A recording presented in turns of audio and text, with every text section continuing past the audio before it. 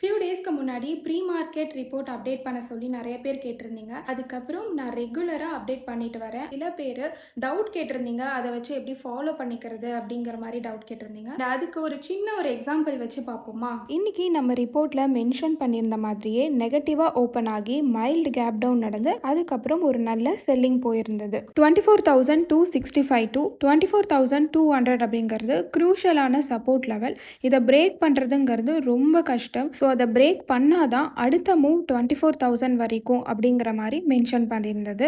And 24,200லேருந்து 24,000க்கு வரைக்கும் சென்டரில் எந்த ஒரு சப்போர்ட் ரேஞ்சும் மென்ஷன் பண்ணலை. ஒய்? பிகாஸ் அந்த லெவல் ரொம்ப க்ரூஷியலான சப்போர்ட் லெவல். அங்கேருந்து நல்ல ஒரு ரிவர்சல் நடந்திருந்தது. உங்கள் சார்ட்டில் ஹரிசாண்டல் லைன் டூல் யூஸ் பண்ணி மென்ஷன் பண்ணியிருக்கக்கூடிய எஸ்என்ஆரை கிளியராக ட்ரா பண்ணிக்கணும். அதுக்கப்புறம் உங்களோட சார்ட் அனலைசஸை நீங்கள் ஸ்டார்ட் பண்ணலாம்.